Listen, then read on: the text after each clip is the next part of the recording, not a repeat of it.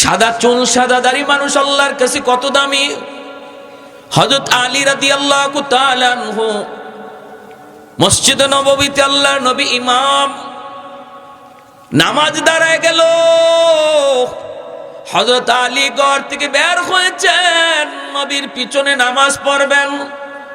ঘর থেকে বের হয়েছেন, জামাত ধরবেন, কিন্তু একটা গলিপথ, চিকন পথ, ওই গলিপথটা অনেক লম্বা। এই গলিপথ দিয়ে শুধু একজন মানুষ যাওয়া যায়, একজন ঢুকলে আরেকজন ওদিক থেকে আসতে পারে না। হযরত আলী রাদিয়াল্লাহু তাআলা আনহু তিনি মাত্র গলিতে ঢুকবেন, দেখেন ওনার সামনে একজন বৃদ্ধ মানুষ, চুল দাড়ি তার সাদা। ওই বৃদ্ধ মানুষটা সে গলি পার হইতেছে। হযরত আলী চিন্তায় পড়ে গেলেন, আমি যদি এখন মসজিদে জামাত ধরার জন্য, রাকাত পাওয়ার জন্য যদি আমাকে একটু দ্রুত যেতে হয়, তাহলে এই বৃদ্ধ মানুষটারে একটু চাপ দেওয়া লাগে, বলতে হয় চাচা আমাকে একটু রাস্তা দেন, কারণ উনি বৃদ্ধ মানুষ, উনি তো আস্তে আস্তে যাবে, আমার তো একটু দ্রুত যাওয়া দরকার। কিন্তু কি করব, আমি কি এতটুকু তারে বলবো নাকি বলবো না? হযরত আলীর মন ওনাকে কয়, না রে আলী, মানুষ যখন বয়স বাড়ে তখন আল্লাহর কাছে তার দাম বেড়ে যায়। সাদা দাড়ি সাদা চুল নিয়ে যখন আল্লাহর কাছে হাত বাড়ায়, আল্লাহ পাকের তখন লজ্জা লাগে। এজন্য না, যারে আল্লাহ সম্মান দেয় তুমিও তারে সম্মান দাও। পিছনে পিছনে যেতে শুরু করলেন। এই দিকে আল্লাহর নবী রুকুতে চলে গেলেন, রুকুতে চলে গেলেন। আলীও নিজে নিজে ভাবছেন রাকাতে একটা যাইব, রুকুতে চলে গেলেন। কিন্তু আলী যে এই বৃদ্ধ মানুষকে সম্মান করেছেন, আল্লাহ এত পছন্দ করেছে, আল্লাহ জিব্রাইল আমিন কই, জিব্রিল তাড়াতাড়ি বন্ধুর কাছে যাও, যায় বলো বন্ধু যেন রুকু লম্বা করে আলী শরীক না হওয়া পর্যন্ত। আল্লাহ নবী রুকুতে, জিব্রাইল আমিন কই, নবী গো মাথা তুলবেন না, মাথা তুলবেন না, কারণ আপনার আলী এখনো নামাজে শরীক হতে পারে নাই। আমি না বলা পর্যন্ত মাথা উঠেন না, রুকু লম্বা করেন, এটা আমার আল্লাহর নির্দেশ। মায়ার নবী রুকু লম্বা করতেছেন, মনে মনে একটু গুসা আলীর উপরে, কিন্তু নামাজের ভিতরে জবাব তো কথা তো বলতে পারেন না। নামাজ পড়তেছেন। হযরত আলী আইয়া যেই রুকুতে শামিল হলেন, তখন জিব্রাইল কই, নবী এবার মাথা তুলেন, আলী আপনাকে রুকুতে পাইছে। রুকু পাওয়া মানে রাকাত পাওয়া, রুকু পাওয়া মানে, আমরা তো অনেকেই নিজে নিজে রুকু ফিরে লাই। ইমাম সাহেব রুকু থেকে উঠে গেছেন, এরপরে দেখা যায় অনেকে মাসলা জানে না, হ্যাঁ নিজে নিজে রুকু ফইরা নামাজ ফাইলিছে, সেজদাও দেয় না। একবারও যদি সুবহানা রাব্বিয়াল আযীম বলা পরিমাণ সময়টুকু ইমাম সাহেবের রুকুতে না পান, তাহলে আপনার এই রাকাত পাওয়া হলো না। এটা আপনার পরে পড়তে হবে। নিজে নিজে পড়লে আবার এটা ইমামের পিছনে পড়া হয় কেমনে? নিজে নিজে পড়া কোনোদিন নামাজের ইমামের পিছনে রাকাত পাওয়া হয় না। আলী রাদিয়াল্লাহু তাআলা রুকু পাইছেন, নামাজ শেষ হলো, এরপরে আল্লাহ নবী মিম্বরে বইয়ে ডাক দিয়েছেন, আলী এদিকে আও। গুসা আছে না, তোমার কারণে আজকে আমার অত সময় রুকু তাহল লাগলো। নবী ডাক দিয়ে জিগাইতেছেন, দেরি হলো কেন আজকে? হযরত আলী বলেন, কই গো নবী, আমি তো আপনাকে রুকুতে পাইছি, দেরি হলো কই? আল্লাহ নবী কো, পাইছো না? পাইছো কেমনে পাইছো? হুশ আসেনি? কেমনে পাইছো? হুশ আছে? জিব্রাইল আমার রুকুর মধ্যে হ্যাং করায় রাখছে। মাথা তুললেন না, কারণ আলী এখনো আপনারে পাইছে না। হযরত আলী বলে, ইয়া রাসূলুল্লাহ, অত বড় ঘটনা ঘটে গেছে, এটা তো আমি বুঝতেও পারছি না। বলি, এটা বুঝবাই কেমনে? কিতা করছো এটা কও, কি হয়েছে? বলি, ইয়া রাসূলুল্লাহ, আমি টাইম মতোই বাইরেছি আপনার রুকুতে পাওয়ার জন্য বা নামাজ ধরার জন্য। গলির মধ্যে আয়া দেখি একজন মুরব্বী মানুষ সামনে পড়ছে। এখন চিন্তায় পড়ে গেলাম, আমি কি করবো? ওনার ফিসে ফিসে আঁকমু ধীরে ধীরে, আর যদি দাওয়ান লাগে ধীরে ধীরে আঁকলে আপনার রাকাত একটা ছুটবো, আমি রাকাত পাইমু না। আর যদি রাকাত ধরন লাগে, তাহলে ওনার একটু চাপ দেওয়া লাগে, চাচা একটু রাস্তা দেন, হয়ে যাওয়া লাগে। আমি চিন্তায় পড়ে গেলাম, কি করি? তখন মন বলে, মুরব্বীরেনও আল্লাহ সম্মান দেয়, তুমিও সম্মান দাও। সুবহানাল্লাহ। আজকে আমরা মুরব্বীর সাথে বেয়াদবি করে লাই। যুবক, মুরব্বীদের দোয়ায় তোমার ভবিষ্যৎ আলোকিত হবে, তোমার সামনের জীবনের পথগুলো আল্লাহ আসান করবে। ওই সাদা দাড়ি সাদা চুল মুরব্বীর দোয়ায় তুমি তার সাথে চোখ লাল করে কথা কও। এই কথাই আল্লাহ বলেছেন, চোখ লাল করে কথা কও। আর তো তোমার এখন টাইম, এটা টাইম তোমার, এটা তোমার বয়সে কয়, বয়সে করায়, তুমি করো না, বয়সে করায়। এজন্যই আল্লাহ নবী কইছে এই বয়সে যারা হজম করতে পারে হে এই বয়সে আল্লাহর ওলি হয়ে যায়। কারণ এই বয়সে হজম করাটা কঠিন, হজম করাটা কঠিন। অল্পতেই রাগ উঠে যায়, গুসা চলে আয়, ধমক দেওয়ার ইচ্ছা হয়, চোখ লাল করার ইচ্ছা হয়, গান বাজনার আয়োজন করতে মন চায়। সভাপতি যদি বাধা দেয়, মুরব্বী কেউ বাধা দেয়, চেয়ারম্যানে বাধা দেয়, চেয়ারম্যান সাহেবের দইরা আইনা গানের আসরে সভাপতি বানাইতে মন চায়। এমনও তো করে অনেক জায়গায়। বাধা যে দিছে, রাতের অন্ধকারে যায়, যে 10-12 জন একসাথে দইরা পিস্তল মুস্তল দেখায়া কয় তুমি না বাধা দিছো, কালকে গান হইতো না? বলে দিসলাম তো রে বাবা, হন কি তুইছে? বলে কালকে তুমিই সভাপতি। এটা তোমারে করায় তোমার যৌবনে। এজন্য নবী কইছে এই বয়সে হজম করাটা কঠিন বিধায়, যে হজম করতে পারে এর সাথে সাথে আল্লাহর ওলির তালিকায় নাম উঠে যায়, নাম উঠে যায়। কচকচে টাকা, কচকচে টাকা আর শক্তি যার আছে সে ওই সুদের ব্যবসা করার চিন্তা করে। সুদ খাওয়া হালাল না হারাম? আওয়াজ আসতে কেন? আরো আসতে কেন? সুদ খাওয়া হালাল না হারাম? খালি হারাম। সুদকুর সুদ খাওয়া হারাম জানার পরেও যদি সুদ খায়, তাহলে আল্লাহর কোরআন বলে সে চিরস্থায়ী জাহান্নামী হয়ে যাবে, জাহান্নাম থেকে আর উঠবার সুযোগ নেই। এত কঠিন হারাম সুদ খাওয়া। আল্লাহর নবী দেখছেন মেরাজের রজনীতে জাহান্নামে সুদকুর একদল মানুষের বুতুনহুম কাল বুয়ুত ফিহাল হাইয়া তুরা মিন খারিজ বুতুনহিম, পেট ভরা সাপ কিলবিল কিলবিল করতেছে, নাক দিয়া মুখ দিয়া ছিদ্র দিয়া, কানের ছিদ্র দিয়া সাপ বেরিতেছে। জিব্রাইল আমিনকে বলেন, ভাই জিব্রাইল মান হা উলাই? জিব্রাইল আমিন বলে, হা উলাই আকালাতুর রিবা। নবী গো, এরা আপনার উম্মতের ওই সমস্ত মানুষ যারা সুদ খাইতো। সুদ খায় কেডা? যে সুদের টেকা দেয় এ খালি সুদকুর না, যে সুদের টেকা আনে হেও সুদকুর। লানা রাসূলুল্লাহ সাল্লাল্লাহু আলাইহি ওয়াসাল্লাম আকিলার রিবা ওয়া মুকিলাহু ওয়া কাতিবাহু ওয়া শাহিদাইহি। যে সাক্ষী থাকে এও সুদকুর, যে লেখে লেখে লেখে এও সুদকুর। তাহলে সুদকুর কয়জন হইল? কয়জন হইল? 4 জন। যে দিল, যে আনলো, যে সাক্ষী থাকলো, যে লেখলো। এজন্য সুদের লেনদেনের কথাবার্তা হইতেছে, এটা যদি আপনি শুনেন আর এখানে থাকেন, দৌড় দিয়া বাইরিবেন, আস্তে আস্তে না, দৌড় দিয়া বের হইবেন, যেন এখানে আগুন লাগছে এভাবে বের হইবেন, নাইলে আপনিও সাক্ষীর খাতারে পড়ে যাইবেন। যদি বুঝেন যে এখানে সুদের আলোচনা হইতেছে, 10,000, 15,000, 20,000, 25,000 আসেনি না নাই? এখন আর ধনী করে না, এখন গরিবেও লাগায়। গরিবের ঘরেও এখন সুদ ঢুকে গেছে। বেটাইনতে খালি খায় না, বেটিনতেও লাগায়। 5,000 আইলেই কয় লাগাইলা, 10,000 টাকা তো আইলেই কয় লাগা। আর এর দ্বারা কি হইতেছে? এখন ঘরের ভিতরে গজব, রহমতের দরজা বন্ধ হইয়া গজবের দরজা খোলা, রহমতের দরজা বন্ধ। ঘরে অশান্তির শেষ নাই, স্বামী স্ত্রীর মধ্যে মিল নাই, বাপ বেটায় মিল নাই, ভাই ভাই মিল নাই, খালি দ্বন্দ্ব আর দ্বন্দ্ব, খালি আগুন আর আগুন। সর্বদিক দিয়ে হুজুরে ফানি ফরা, হুজুরে ফানি ফরা যায় কই? ঘরে অশান্তি দূর হয় না। ঘরে অশান্তি দূর হইব কেমনে? হুজুরে যে ফানি ফরা দেয়, এই ফানি ফরা আল্লাহর কোরআন পড়ে ফু দেয়। কোরআন তো গজবের দরজা দেয়, ঢুকে না, রহমতের দরজা খুঁজে গিয়া দেখে আপনার ঘরে রহমতের দরজা বন্ধ। কোরআন তেলাওয়াত হয় না মাসে একবার, কিন্তু সুদের টাকা ঢুকতেছে মাসের মাস, সুদের টাকা ঢুকতেছে। তোমার ঘরে কোরআন তেলাওয়াত হয় না দিনও একবার, কিন্তু প্রতিদিন টাইম মতো টেলিভিশন চলতেছে, মোবাইলে নাচ গান বাজতেছে।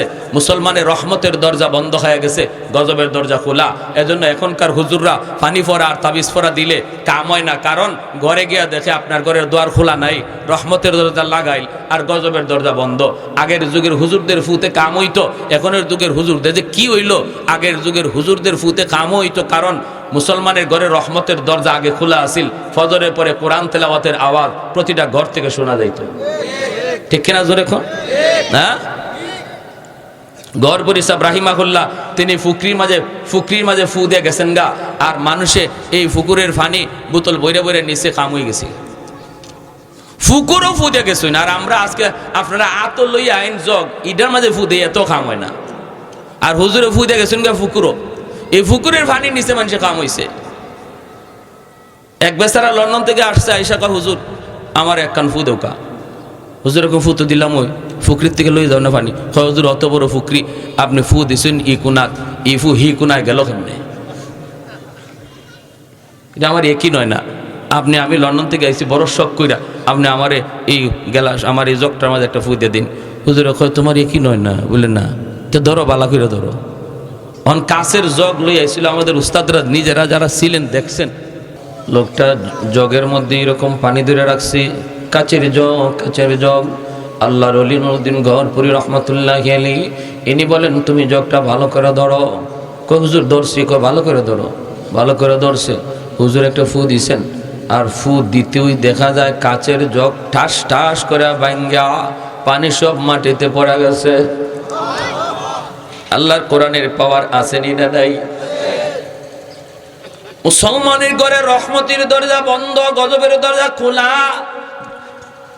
সুদের ব্যবসা কইরা রহমতের দরজা বন্ধ, গজবের দরজা খোলা। এজন্য ঘরে ঘরে রহমত নাই, ঘরের মধ্যে থেকেও শান্তি চলে গেছে।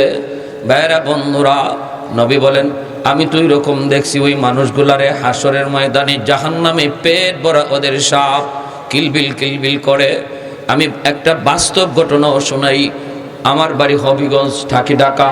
হবিগঞ্জের একটা উল্লেখযোগ্য একটা বাজার, নাম বলবো না, আজ থেকে আরো 30 বছর আগের একটা ঘটনা। ওই বাজারে একজন মার্কা মারা সুদ করেছিল, সুদের ব্যবসা করত। মরার আগে তার পেটটা এত বড় হয়ে গেছে, আমার দাদারা বলছেন তার পেট এত বড় হয়ে গেছে। তখন সিলেটের খালিক ডাক্তার সাহেব জীবিত, মুরব্বীরা নাম শুনছেন না, নিরাময় পলিক্লিনিকের মালিক, ওনার হাসপাতালে নিয়ে যাওয়া হলো। মেশিন লাগায় উনি কয় কে তোমরা সাথে আইছো, তাড়াতাড়ি করে তাকে আমার হাসপাতাল থেকে বিদায় করো। আমার মেশিনে তার পেটে এমন এক সাপ ধরা পড়েছে, আমি জীবনে এমন সাপ দেখি নাই। ইন্ডিয়ার মাদ্রাজ নিয়ে যাওয়া হয়েছে, মাদ্রাজ। ওইখানে ডাক্তারও কয় আমাদের দ্বারা সম্ভব নয়, পেটের সাপ লইয়াই তার মরণ হয়েছে। কবরও তারে পেটে সাপ নিয়ে কবরে রাখা হয়েছে। এর যুবকের জন্য বলি, কার জন্য কি করতেছো, কার জন্য কি করতেছো? মাত্র অল্প কাটা টাকার লোভে পইরা যেই মানুষটা ঘরের ভিতরে হারাম টাকা ঢুকাইল, এই হারাম টাকা দ্বারা এক বল ভাত হইল, এরকম ভাবে এক বল দুই বল ভাত হইল। এই ভাতটা সব একা সে খাবে না, খাইবে সে 1 প্লেট 2 প্লেট আরো 10 প্লেট খাইব তার মা বাবা ভাই বোন আত্মীয় স্বজন। কিন্তু কিয়ামতের ময়দানে আল্লাহ পাক পুরাটা ভাতের হিসাব তার কাছ থেকে একা নিব। তুমি দিবা, খাইছে 10 জন, হিসাব দিবে একজন, খাইছে 10 জন, হিসাব দিবে একজন। হারাম টাকা দিয়ে যে ঘর বানাইলো, থাকবো 10 জন, হিসাব দিব একজন। এটা জানার পরেও যে সুদ খায়, বলুন সে বুদ্ধিমান না বোকা? আরো জোরে কোন বুদ্ধিমান না বোকা? এজন্য বলি যুবক, একটু দিলটারে বুঝাও না। না, হারামে আরাম, জোরে বলেন হারামে আরাম নাই, হারামে আরাম নাই, আরাম নাই। এই হারাম টাকা দিয়া সন্তান লালন পালন করবা, এই সন্তানই তোমাকে সবার আগে ঘর থেকে বের করবে। হারাম টাকা দিয়া ঘর বানাইবা, এই সন্তানই সবার আগে তুমি বাবার খানা বন্ধ করবে। হারাম টাকা দিয়া সন্তানরে খাওয়াইবা, এই খানা তোমার সবার আগে সন্তানে বন্ধ করব। হারাম টাকা দিয়া ঘর বানাইছো, এই সন্তানই তোমাকে এই ঘর থেকে বের করবে। এই ঘরের ভিতরে আরাম নাই, এই খানার মধ্যে আরাম নাই। এজন্য আল্লাহর দোহাই, আল্লাহর দোহাই, ব্যবসা করো, ব্যবসা করা আমার মায়ের নবীর বহুত বড় সুন্নত। অল্প কামাই হোক, আল্লাহ এর ভিতরে বরকত দিবে।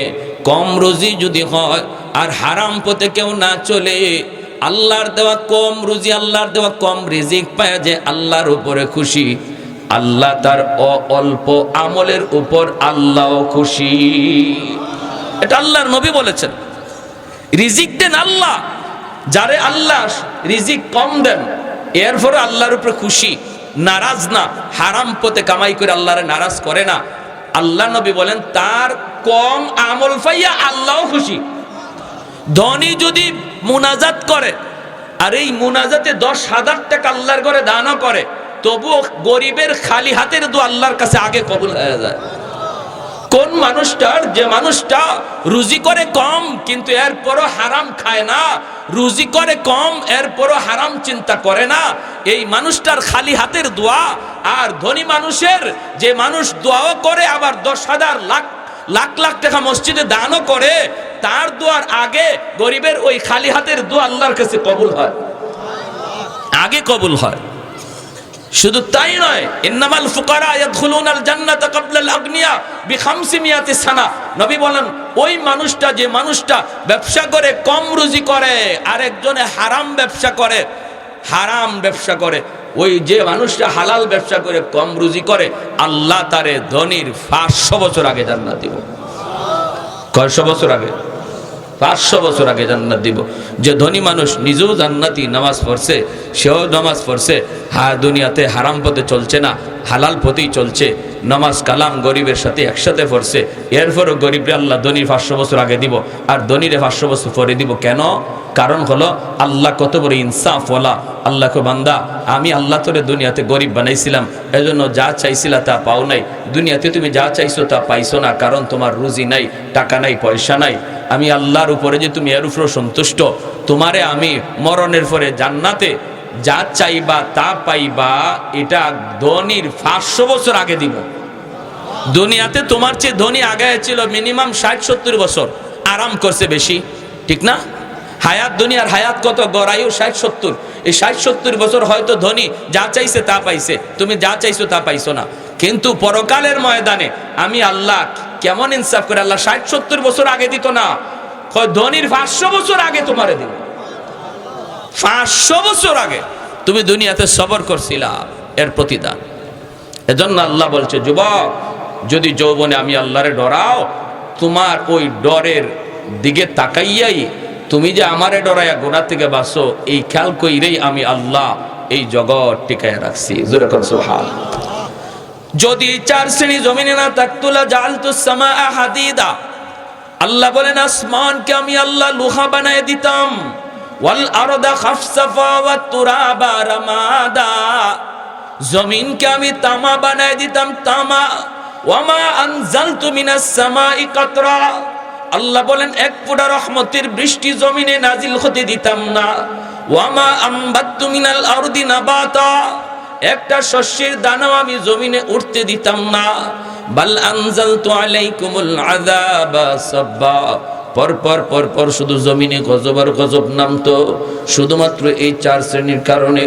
এজন্য বলি যুবক, তোমার পায়ে ধরে বলি, হাত ধরে বলি, যুবক একটু খেয়াল করো, নিজের একটু বুঝাও, তোমার যে সময়টা তুমি পার করতেছো, এই সময়টাতে আল্লাহর ওলি হওয়ার টাইম যাইতেছে, তোমার এই সময়টাতে আল্লাহরে খুশি করার টাইম যাইতেছে।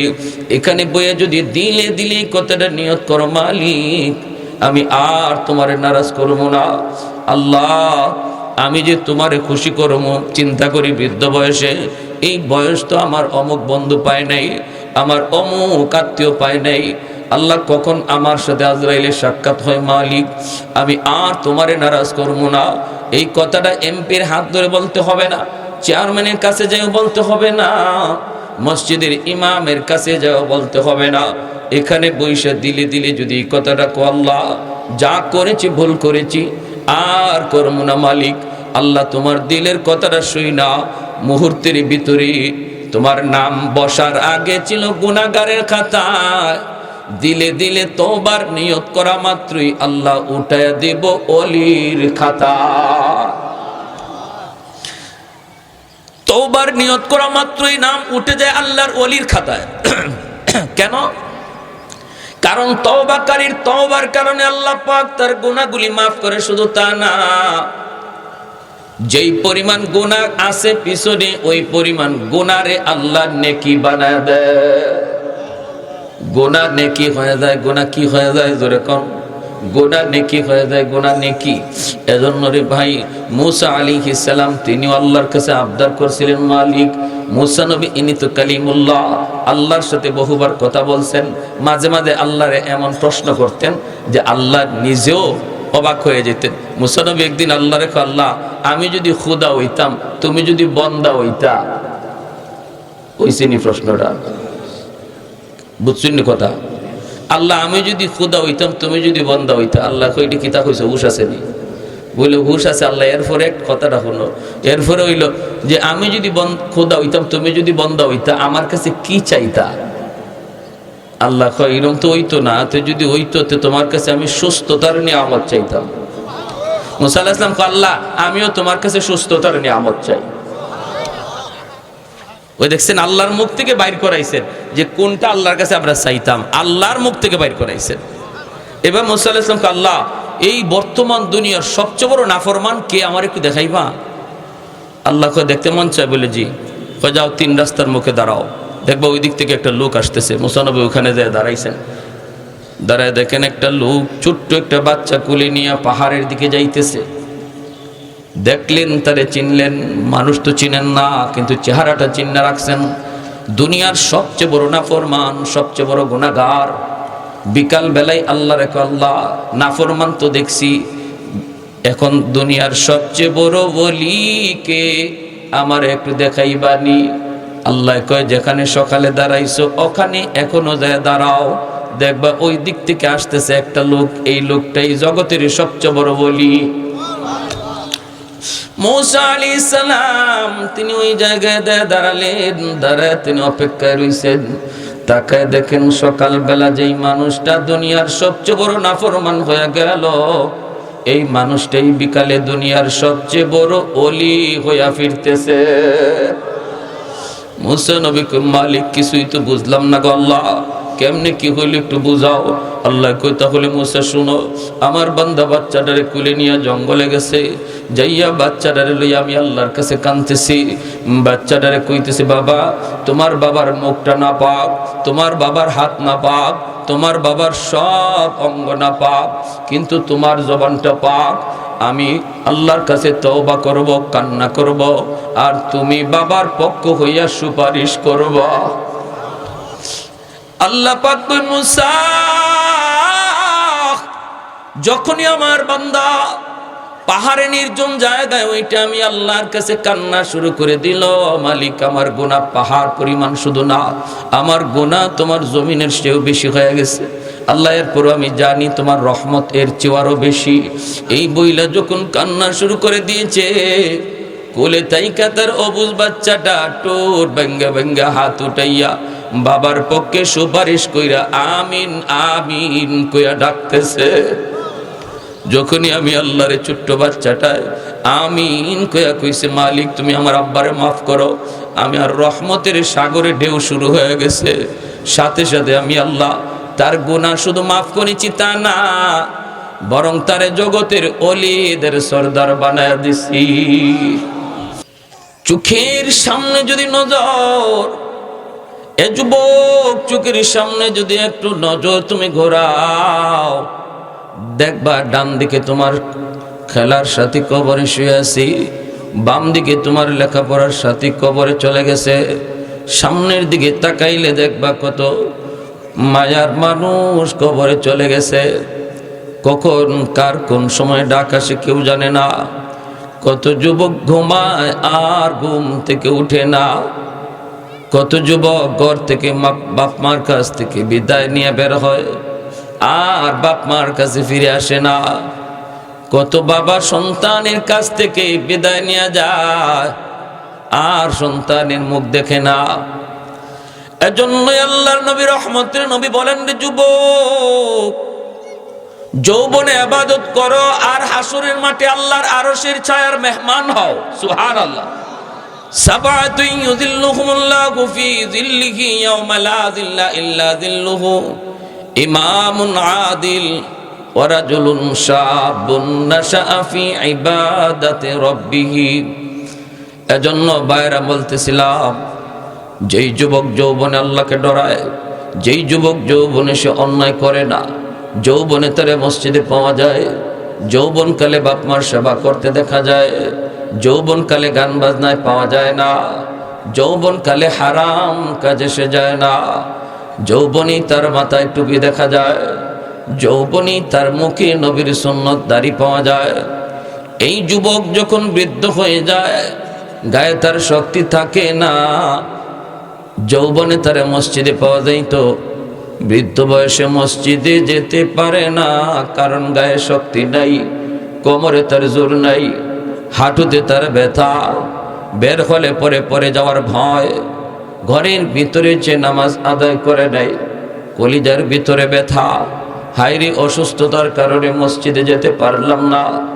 আল্লাহ পাক রব্বুল আমিন ফেরেশতাকে ডাক দিয়া বলেন, ফেরেশতারা শুন, আমার বান্দার নামাজ, ঘরে নামাজের সওয়াব তোমরা উঠাও না, আগে আমি আল্লাহকে যৌবনের ফাইলটা দেখাও।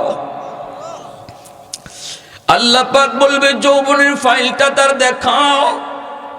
যৌবনের ফাইল আল্লাহ পাক উল্টায় কইব, ওই যে দেখো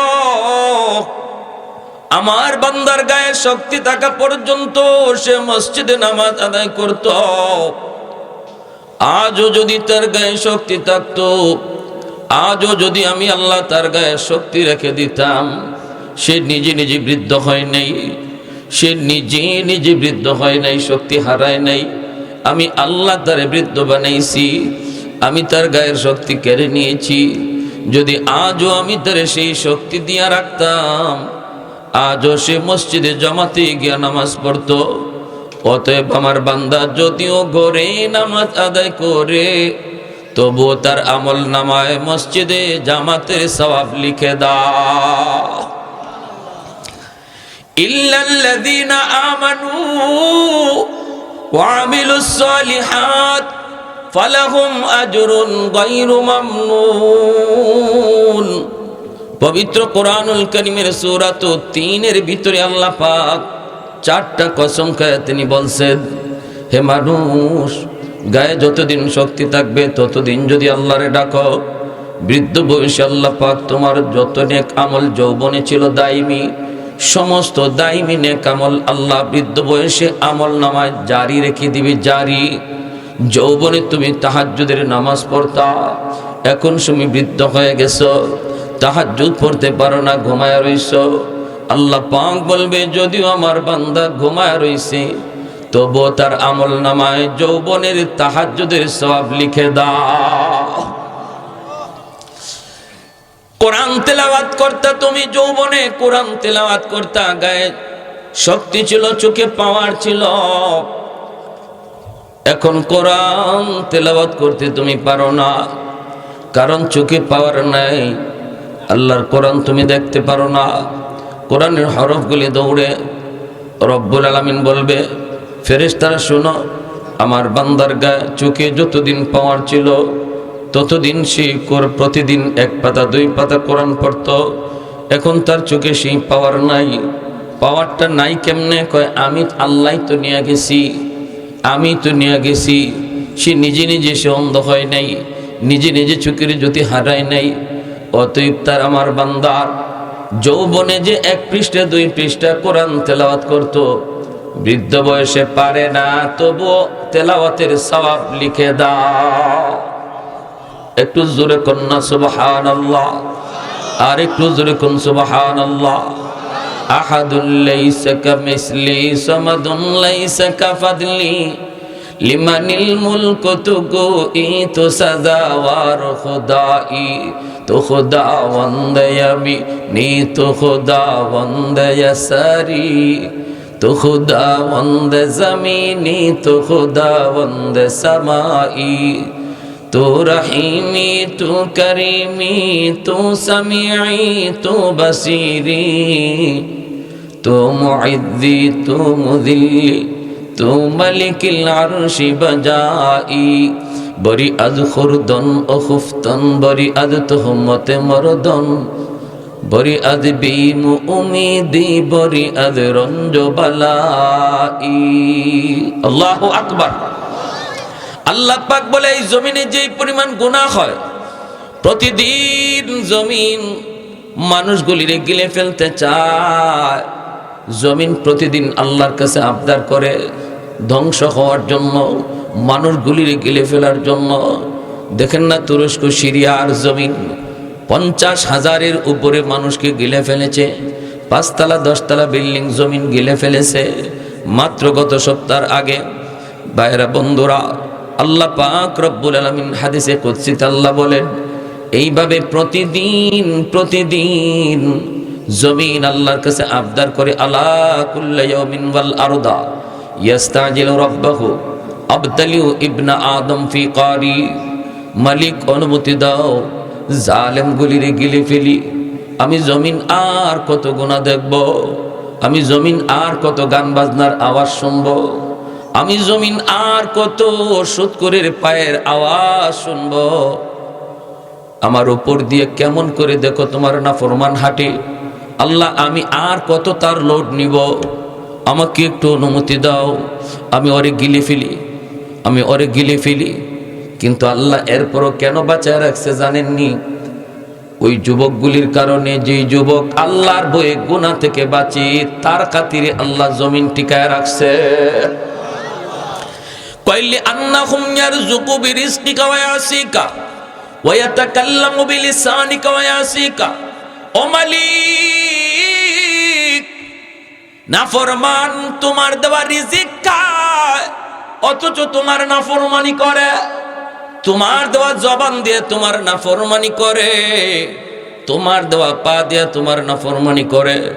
আসবিরু ইলা মাতা আসবিরু, আমি জমিন আর কত সহ্য করব। আল্লাহ বলেন, ওয়াল বাহরা ইয়াস্তাজিলু রাব্বাহু। এমনি ভাবে সাগর মহাসাগরও আল্লাহর কাছে প্রতিনিয়ত আবদার করে। বঙ্গোপসাগরের পারে কক্সবাজার সমুদ্র সৈকত, কত যুবক কত নাফরমান সেখানে যাওয়া নাফরমানি করে। সাগরের পানিগুলো আল্লাহর কাছে প্রতিদিন এমন আবদার করে, মালিক আমি সাগর আর কত নাফরমানি দেখব। আমার পারে আইসে যে নাফরমানি করে গো মালিক, আর কত দেখব, আর কত দেখব, আর কত দেখব। অনুমতি দাও, আমি পানি না পাক জমিন পাক বানায় দেই, একদম ভাষায় সব পাক বানায় দেই। আল্লাহ বলেন, ওয়াল মালাইকাতু ইয়াস্তাজিলু রাব্বাহু। ফেরেশতারও প্রতিনিয়ত এমন আবদার করে। কিন্তু আল্লাহ পাক কয়ে, জমিন থাম। কেন আমি আল্লাহ এই জমিন ধ্বংস করি না জানোনি? কারণ এই মানুষ জাতিকে আমি আল্লাহ বড় আদর করে বানাইছি। আসমান আল্লাহ বানাইছেন কুন ফায়াকুন বইলা, জমিন আল্লাহ বানাইছেন কুন ফায়াকুন বইলা, ফেরেশতা আল্লাহ বানাইছেন কুন ফায়াকুন বইলা। কিন্তু আমারে আপনারে আল্লাহ পাক কুন ফায়াকুন বইলা বানায় নাই। আমারে আপনারে যখন আল্লাহ বানাইছে, খালাকতু বিয়াদাইয়া, আল্লাহ বলে আমি আমার নিজের হাত দিয়া বান্দা বান্দিরে বানাইছি। কারণ এই চেহারার মধ্যে এত দামি কপাল, কারণ এই চেহারার মধ্যে এত দামি কপাল। এই কপাল দিয়া বান্দা আমার কুদরতি কদমে সেজদা দেয়। এই কপাল ফেরেশতাদের হাতে বানাইলে হয় না, এই কপাল কুন ফায়াকুন বললে হয় না। এজন্য আমি আল্লাহ নিজের হাতে বানাইছি। এ জমিন থাম, আমি আল্লাহ দেখি জমিনে কেমন গুনাহ হইতেছে, কেমন অন্যায় হইতেছে, কেমন অত্যাচার হইতেছে, কেমন জুলুম হইতেছে। এরপরও ধরি না 4 শ্রেণী জমিনে আছে বিদায়।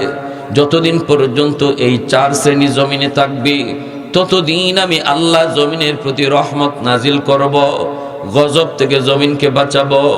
1 নম্বর, লাউলা মাশাইখ রুক্কা ওয়াশ-শাবাবু খুশা ওয়াল আতফালু রুদ্দা ওয়াল আনআমু রুদ্দা।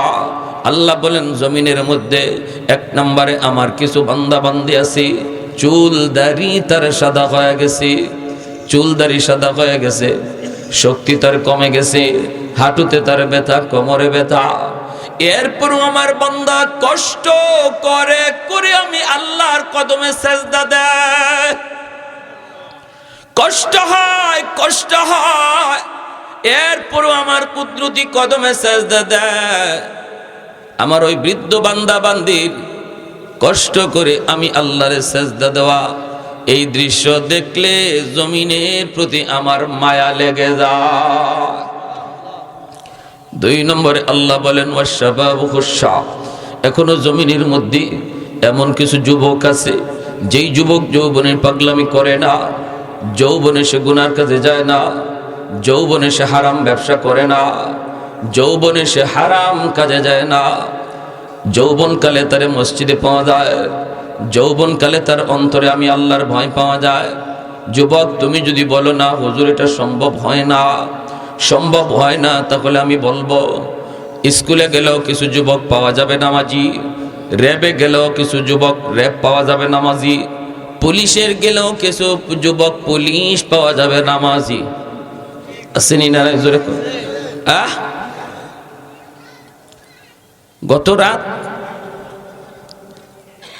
সাতক, এখানে গাড়ি রেখে সাতক থানায় গাড়ি রেখে আমি গেলাম ভাটিতে একটা প্রোগ্রামে। সাতকে পুলিশের এসআই কি জানি না, রিপন ভাই ভুলে গেছি, উনি ফোন দিছে, ফোন দিয়ে বলছে, রিপন ভাইরে ফোন দিয়ে বলছে হুজুর কখন আসবে, হুজুরের সাথে আমি একটু দেখা করব। আসলাম, দেখা করলো। কথার দ্বারা বুঝলাম যে ওনার সম্পর্ক শুধু আলেমদের সাথে। পুলিশের একজন এসআই, বেশ উলামায়ে কেরাম জমলেন, বলতেছে ওনার যতজনের সাথে চলা প্রত্যেকে আলেম, এবং এই সাতকের একজন পুলিশ কনস্টেবল আছেন এই থানাতে এখনো, যিনি ফজরের আগে মসজিদে গিয়া প্রতিদিন ফজরের আজান দেয়। একজন পুলিশ কনস্টেবল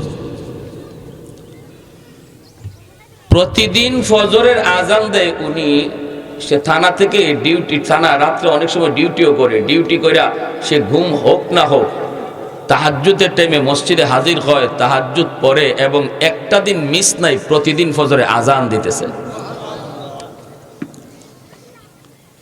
তোমার মতো একজন যুবক যদি বলো পারি না, তাহলে আমাকে জবাব দাও সে পারে কেমনে? পারি না এমন কাজকেই বলে যেটা কেউ পারে না। একজনেও যদি পারে তাহলে বোঝা গেল সম্ভব, ঠিক কিনা জোরে বলে। আর আল্লাহ মানুষের উপরে এমন কোনো বিধান দেয় না যেটা মানুষের পক্ষে করা সম্ভব না। লা ইউকাল্লিফুল্লাহু নাফসান ইল্লা উসাহা, এমন কোনো কাজই আল্লাহ করেন না। এজন্য আল্লাহ বলে ওই যুবক, যেই যুবক যৌবনে আমি আল্লাহর ডরায়, যেই যুবক যৌবনে আমি আল্লাহর কদমে সেজদা দেয়, যেই যুবক যৌবনে বাপ মার সেবা করে, বাপ মার সাথে বেয়াদবি করে না, ওই যুবক আমাকে ডরায় যখন গুনাহ থেকে বাঁচে, তার কলিজার দিকে তাকাইলেও এই জমিনের প্রতি আমি আল্লাহর মায়া লেগে যায়। 3 নম্বরে আল্লাহ পাক বলেন ঘরে ঘরে কিছু শিশু বাচ্চা আছে, ওই শিশু বাচ্চাগুলির উপরে কোনো ধরনের কোনো শরীয়তের বিধিবিধান নাই। আমার আপনার ঘরেও কিছু শিশু বাচ্চা আছে, একদম নিষ্পাপ মাসুম, এদের উপরে নামাজের বিধিবিধান নাই, শরীয়তের কোনো বিধিবিধান চালু হয় নাই। এই বাচ্চাগুলি, এদের কোনো দোষ নাই, কোনো অন্যায় নাই, কোনো অপরাধ নাই।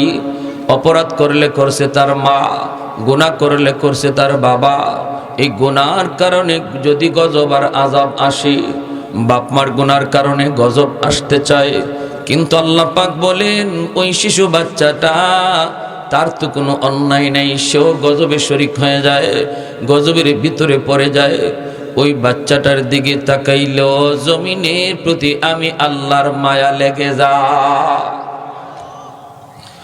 ওয়াল আনআমুরুত্তা, আল্লাহ পাক বলেন কিছু পশু পাখি, গরু ছাগল হাঁস মুরগি, ওদের উপরে শরীয়তের কোনো বিধিবিধান নাই। যদি আসমানি গজব জমিনি গজব জমিনে নেমে আসে, তাহলে গরু ছাগল হাঁস মুরগিগুলি এরাও গজবে শামিল হয়ে যায়। এদের কোনো অন্যায় নেই, ওদের দিকে তাকাইলেও জমিনের প্রতি আমার মায়া লাগে। এজন্য বলি যুবক, শিশু বাচ্চাগুলির মারধর করবা না। এদের মাসুমেরা নিষ্পাপ, ফেরেশতা সমতুল্য, তোমারে আপনারে আল্লাহ পাক খাওয়াইতেছে, আল্লাহ পাক বাঁচায় রাখছে ওই শিশু বাচ্চার খাতিরে। সুবহানাল্লাহ। অবুঝ ওই বাচ্চাটার খাতিরে আল্লাহ তোমারে খাওয়ায়, আমারে খাওয়ায়। আল্লাহ এখনো আসমান থেকে বৃষ্টি নাজিল করে, জমিন থেকে ফসল উৎপন্ন হয়, এখনো নিয়ামত দিয়ে আল্লাহ ভরপুর করে রাখছে ওই শিশু বাচ্চার খাতিরে। এজন্য মারধর করবা না, গালি দিবা না, ধমক দিবা না, দুষ্টামি করলে একটু ভয় দেখাবা। ভাইরে মনে রাখবা, ওই বৃদ্ধ বাবাজিরে শ্রদ্ধা কর। যে বৃদ্ধ মানুষটা চুলদাড়ি পাকলো, কোমরে শক্তি হারায় গেল, এরপরও কষ্ট করে সেজদা দেয়, চেয়ারে বসে নামাজ পড়ে না, এখনো জমিনে কপাল ঠেকায় সেজদা দেয়।